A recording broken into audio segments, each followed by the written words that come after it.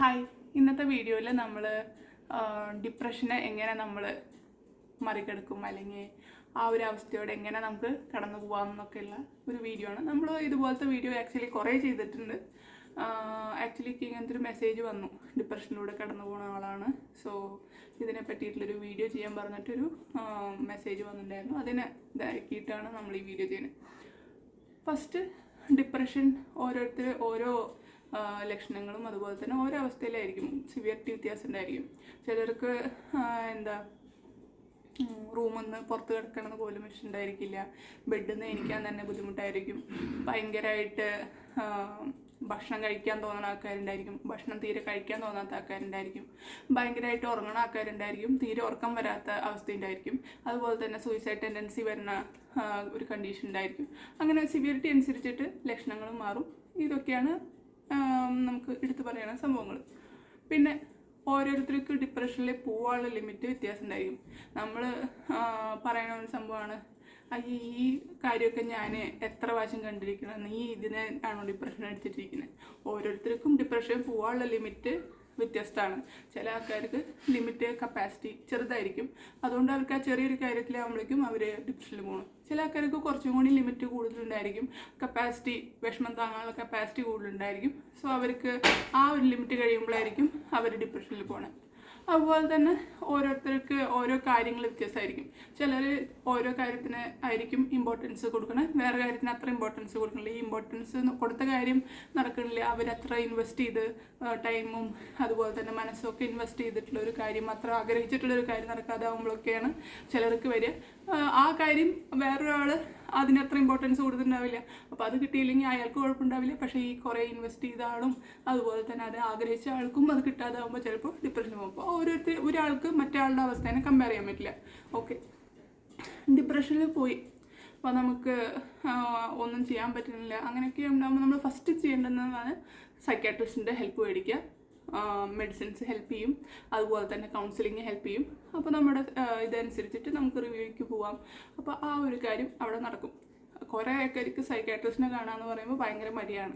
അതായത് സൈക്കാട്രിസ്റ്റിന് മുമ്പ് ആൾക്കാർ എന്ത് വിചാരിക്കും, അങ്ങനത്തെ കുറേ ഇതുണ്ട്. പക്ഷെ അങ്ങനെയൊന്നും വിചാരിച്ചിട്ട് നമ്മുടെ ആരോഗ്യം അല്ലെങ്കിൽ നമ്മുടെ മെൻ്റൽ ഹെൽത്തൊക്കെ നമ്മുടെ ഒരു ഉത്തരവാദിത്തമാണ്. സോ നമ്മളാണ് അതിന് ഇമ്പോർട്ടൻസ് കൊടുത്തിട്ട് കാണാൻ പോവുക, അങ്ങനത്തെ കാര്യങ്ങളൊക്കെ ചെയ്യേണ്ടത്. വേറെ ആൾക്കാർ കൊണ്ടുപോയിട്ട് വേണം പോകാമെന്നൊന്നുമില്ല. ഓക്കെ, ഫ്രണ്ട്സും റിലേറ്റീവ്സും പാരൻസും ഒക്കെ ഉണ്ട് കൊണ്ടുപോകാമെന്നുണ്ടെങ്കിൽ നല്ല കാര്യമാണ്. പക്ഷെ ആരും ഇല്ലെങ്കിലും നമ്മൾ തന്നെ ആ ഒരു എഫേർട്ട് എടുക്കാൻ നോക്കണം. അപ്പോൾ ഒരു ചെറിയ ഹെൽപ്പ് കിട്ടുമ്പോൾ തന്നെ നമുക്കൊരു ബെറ്റർമെൻ്റ് ആവും. പിന്നെ ഇത് ഞാൻ പറഞ്ഞല്ലോ, പലതരം ലക്ഷണങ്ങളായിട്ടായിരിക്കും. നമ്മളിപ്പോൾ ആദ്യം ഒരു കേസ് എടുക്കുകയാണ്, ആൾക്ക് ഒന്നും ചെയ്യാൻ തോന്നുന്നില്ല, ജോലിക്ക് പോകണില്ല, ഈവൻ ബെഡ്റൂമിൽ നിന്ന് പുറത്തിറങ്ങാൻ ഇഷ്ടമില്ല, ആരിനെയും കാണാൻ ഇഷ്ടമില്ല, ഒന്നിനും ഭയങ്കര ക്ഷീണം. ഈ ഡിപ്രഷനിലാണ് ഭയങ്കര ബെഡിൽ നിന്ന് എണീക്കുമ്പോഴേക്കും ഭയങ്കര ക്ഷീണം, അല്ലെങ്കിൽ അതുപോലെ തന്നെ ഭയങ്കര ബോഡി പെയിൻ, അങ്ങനത്തെ കാര്യങ്ങളൊക്കെ തോന്നും. അപ്പോൾ നമ്മൾ ആദ്യം തന്നെ ജോലിക്ക് പോകണം, അല്ലെങ്കിൽ ഇന്ന ടാർഗറ്റ്, വലിയ മുമ്പത്തെ ഗോളൊക്കെ അച്ചീവ് ചെയ്യണം, അതാണ് നമ്മുടെ മനസ്സിൽ. അത് നടക്കില്ലോ എന്നൊന്നും വിഷമിച്ചിട്ട് കാര്യമില്ല. നമ്മളപ്പോൾ നമ്മുടെ ഗോള് ഒന്ന് ചെറുതാക്കുക. ആ ഓരോ ദിവസത്തേക്കുള്ള ഗോള്, ഓക്കെ, ഞാൻ ഇന്ന് കഴിഞ്ഞിട്ട് നമ്മുടെ റുട്ടീനായിട്ടുള്ള കാര്യങ്ങൾ, പല്ല് തേക്കുക, കുളിക്കുക, അങ്ങനത്തെ കാര്യങ്ങളൊക്കെ ചെയ്യുന്നു വിചാരിക്കുക. ബെഡിൽ നിന്ന് ഇത്ര സമയത്തിന് എനിക്കും കറക്റ്റ് നമ്മൾ ബ്രേക്ക്ഫാസ്റ്റ് കഴിക്കും, ലഞ്ച് കഴിക്കും, ഡിന്നർ കഴിക്കും. അതുപോലെ തന്നെ അങ്ങനെ ചെറിയ ചെറിയ ഗോള് ഓരോ ദിവസത്തേക്കും നമ്മൾ ഗോൾ വിചാരിക്കുക, അത് നടപ്പാക്കുക. ഓക്കെ, ആദ്യത്തെ ദിവസം ജസ്റ്റ് എണീക്കാൻ മാത്രമേ പറ്റിയുള്ളൂ, പല്ലേക്കാനൊന്നും നടന്നില്ല. ഓക്കെ, രണ്ടാമത്തെ ദിവസം അങ്ങനെ ചെറിയ ചെറിയ ഗോള് അച്ചീവ് ചെയ്യുമ്പോൾ നമുക്ക് തന്നെ ഒരു സന്തോഷം വരും. അതുപോലെ തന്നെ നമുക്ക് തന്നെ റിവാർഡ് ചെയ്യാൻ പറ്റുകയാണെങ്കിൽ എന്തെങ്കിലും ചെറിയ റിവാർഡ്, മിഠായി എന്താ ഇഷ്ടമുള്ള വെച്ചാൽ ആ ഒരു സാധനം മേടിച്ച് കഴിക്കാൻ നോക്കാം. അതുപോലെ തന്നെ പിന്നത്തേന്ന് പറഞ്ഞാൽ കുറച്ചും കൂടി നെക്സ്റ്റ് ഗോള് കുറച്ചും കൂടി പുറത്ത് നടക്കുകയോ അല്ലെങ്കിൽ ഒരു വ്യായാമം കൊടുക്കണ പോലത്തെ എന്തെങ്കിലും ഒരു ഗോള് വയ്ക്കുക. അത് ചിലപ്പോൾ ആദ്യത്തെ ദിവസം, ചിലപ്പോൾ ഒരാഴ്ചയിലൊന്നും നടന്നൊന്നും വരില്ല. അത് നടക്കണ വരെ ആ ഒരു ഗോള് നമ്മൾ മനസ്സിൽ വയ്ക്കുക. ആ ഗോളും നമ്മൾ അച്ചീവ് ചെയ്യുമ്പോൾ നമുക്ക് തന്നെ ഒരു റിവാർഡ്, നമുക്ക് എന്താണ് ഇഷ്ടം അത് ചെയ്യാം. വ്യായാമം കൊടുക്കുമ്പോൾ ആക്ച്വലി ഈ ഡിപ്രഷനൊക്കെ നല്ലതാണ്. ഹോർമോൺ സെക്രീഷനെയും അങ്ങനത്തെ ന്യൂറോ ട്രാൻസ്മിറ്റേഴ്സിൻ്റെ ഇതിനൊക്കെ നല്ലതാണ് വ്യായാമം കൊടുക്കുന്നത്. അത് വാക്കിങ്, അത് പുറത്ത് നടക്കുകയൊക്കെ ആണെങ്കിൽ നല്ലതാണ്. അപ്പോൾ നമ്മൾ എൻവയോൺമെൻറ്റിൽ ഈ പച്ചപ്പും ഹരിതാപവും ഒക്കെ കാണുമ്പോൾ ആക്ച്വലി ഡിപ്രഷന് ഭയങ്കര നല്ലതാണ്. അതുപോലെ തന്നെ ബോഡി അനങ്ങണതും ഭയങ്കര നല്ലതാണ്. അപ്പോൾ അങ്ങനത്തെ കാര്യം ചെയ്യുക. പിന്നെ ഡെയിലി നമ്മളൊരു ഡയറി നമ്മൾ കീപ്പ് ചെയ്യുകയാണെങ്കിൽ നല്ലതായിരിക്കും. അതായത് നമ്മൾ ഇന്ന സംഭവമൊക്കെ ചെയ്തു, അതുപോലെ തന്നെ നമ്മുടെ മനസ്സിൽ ഇന്ന കാര്യങ്ങളൊക്കെ തോന്നി, അപ്പോൾ ആ തോട്ട്സ് നമുക്ക് എത്ര റേറ്റിംഗ് കൊടുക്കാം, 10ൽ എത്ര റേറ്റിംഗ്. ഇപ്പം നമുക്ക് എന്താണ് ഭയങ്കര നെഗറ്റീവ് ഫീലിങ്സൊക്കെ വരുന്ന സമയമാണെങ്കിൽ 10ൽ എത്ര പോയിന്റ് നമ്മൾ അത്ര നെഗറ്റിവിറ്റി ആണോ തോന്നിയത്, അല്ലെങ്കിൽ ഇന്നലത്തെങ്ങാണ്ട് നെഗറ്റിവിറ്റി കുറഞ്ഞോ, അങ്ങനത്തെ ഒരു ഡയറി കീപ്പ് ചെയ്യാം. നമ്മൾക്ക് തോന്നിയതും അതുപോലെ നമ്മൾ ചെയ്ത കാര്യങ്ങളൊക്കെ ഒരു ഡയറിയിൽ, അല്ലെങ്കിൽ സന്തോഷം തോന്നുന്ന കാര്യങ്ങളാണെങ്കിലും അത് 10ൽ എത്ര റേറ്റിംഗ് നമുക്ക് കൊടുക്കാൻ പറ്റുന്നൊക്കെ ഇത് ചെയ്തിട്ട് ഒരു ഡയറി കീപ്പ് ചെയ്യുക. അത് എന്നും ആ ഡയറി മെയിൻറ്റെയിൻ ചെയ്തിട്ട് പോവുക, ഡയറി എഴുതുക. അതുപോലെ തന്നെ നന്നായിട്ട് വെള്ളം കുടിക്കുക. അതുപോലെ തന്നെ നമ്മുടെ ഹെൽത്ത് മെയിൻറ്റെയിൻ ചെയ്യുമ്പോൾ തന്നെ മെൻ്റൽ ഹെൽത്ത് ഒന്ന് ബെറ്റർ ആവും. അപ്പോൾ രണ്ടും സൈഡ് ബൈ സൈഡ്, ഒന്ന് മോശമായ മറ്റേത് മോശമാവാൻ ചാൻസ് ആണ്.